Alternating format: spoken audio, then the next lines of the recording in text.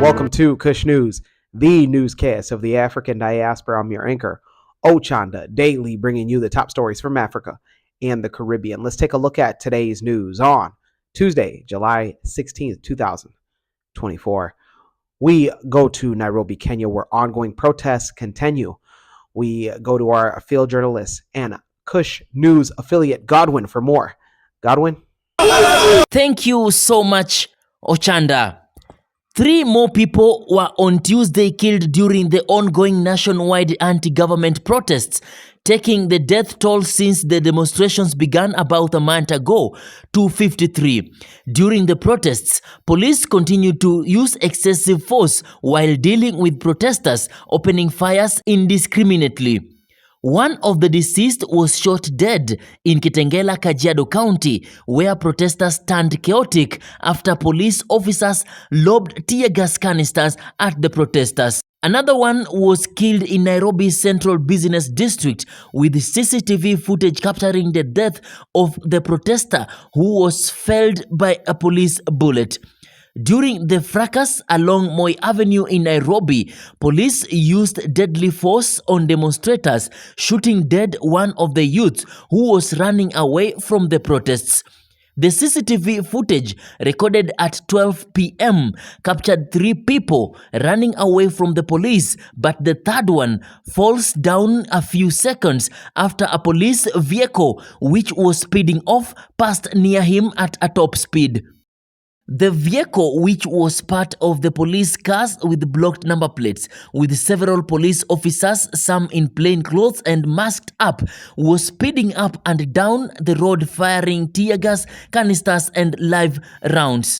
At the same time, several protesters were injured during the demos, with Bliss Moi Avenue Hospital attending to at least 30, some with gunshot wounds. Those who were in critical conditions were rushed to nearby referral hospitals. The Tuesday demos recorded 82 more people injured, taking the number to 574.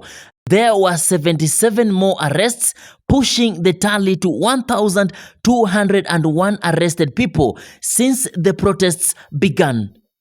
Reporting for Kush News from Nairobi, my name is Godwin, the newsman. Back to you, Ochanda. Thank you, Godwin. Those in Kenya, let us know your thoughts on the ongoing protests. Let us know on if you see Ruto resigning like the protesters would like, or are you seeing something else come from this, maybe cohesion between the government and the civilian population. We go to Rwanda, where Paul Kagame is likely to win the election. As votes continue to come in, Rwanda's presidential election, Paul Kagame, president of Rwanda, appears to set for a resounding win. With over 7 million votes casted already, Kagame has secured an astounding 99% of the vote. The National Electoral Commission, known as the NEC, on Monday reported a massive 98% voter turnout. Kagame's closest rival, Frank Habineza of the Democratic Green Party, has managed only 0.53% of the vote, while the independent candidate Philippe Mpayimana trails at about 0.32% of the vote.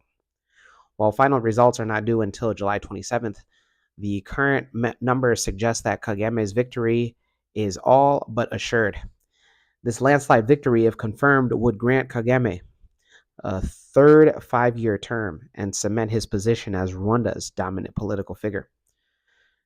Kagame is the leader of the RPF Inkotanyi coalition.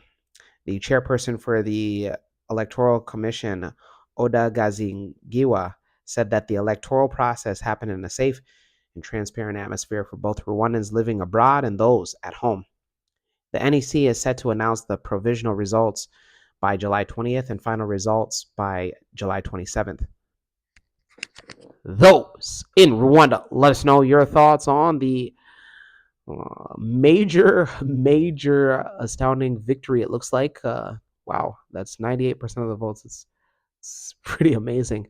Let us know on if you voted for Kagame or who did you vote for. Either way, Kush News salutes you, Mr. Kagame, for a hard-fought campaign. Let's go to the Caribbean. And there we go to Haiti. where more Kenyan police have arrived. On Tuesday, another 200 police officers from Kenya have arrived in Haiti for the United Nations mission led by the East African country to battle anti government rebels that have taken over parts of the Caribbean country. The officers arrived nearly a month after the first contingent of 200 landed in the capital of Port au Prince. Last week, the United Nations Security Council strongly condemned the extreme levels of armed violence in Haiti that are undermining security in the country. Authorities have declined to provide details on the Kenyan assignments, citing security concerns. International journalists have seen them on patrol in areas near the main international airport, which reopened in May after a surge in violence forced it to close for nearly 3 months. More Kenyan police are expected to arrive in the coming weeks and will be joined by police officers and soldiers from the Bahamas, Bangladesh, Barbados, Benin, Chad, and Jamaica for a total of 2,500 personnel. The job is to ensure job non, c'est assurer there's a restoration of peace restauration la paix throughout Haiti à travers tout Haïti. And we intend to achieve this. Population MPT. Nous avons que la presse efficace et efficiente problématique insécurité. They will be deployed in phases, and according to the UN Security Council, this will cost at about $600 million a year. Those in Haiti, let us know your thoughts on more Kenyan police arriving in your guys' country. Are you for it? Are you against it? Have you had the chance, if you're watching this, to see Kenyan police officers with your own eyes? Have you interacted with them on a social level? When we come back, we'll have today's African proverb of the day. Don't go anywhere.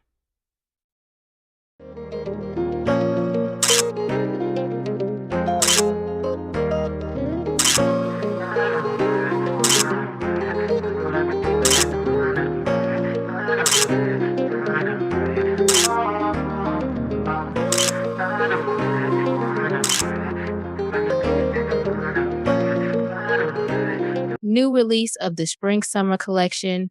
Visit www.mccadero.com. Welcome back. Let's take a look at today's African proverb of the day. And it comes to us from Kenya. What's going on, Kenya? And it reads, only a medicine man gets rich by sleeping. Once again, only a medicine man gets rich by sleeping. Kenyan proverb. You know, I mean, the proverb itself is pretty self-explanatory. You gotta work. You gotta work. You gotta either work with your hands or work with your mind. And for my gentlemen, this is great, because what this means is that there's not only one way to make money for yourself, to build wealth for yourself, to make a living for yourself, to provide for yourself. There's many different ways. With the mind, with the mouth, or with your hands. With the mouth, I mean, you know, you can be a #1 MC in the game, like me, DJ MC, right? Or you can become a public speaker. With the mind, you know, IT positions are taken over, especially with AI being introduced. Until AI learns how to take care of itself, individuals that are intelligent nonetheless will be able to do those jobs. And then with your hands, the trades, electrician, HVAC, carpentry, man, diesel mechanics. Nonetheless, diesel mechanics or regular car mechanics, even the electric vehicle mechanics, they'll need mechanics for electric vehicles.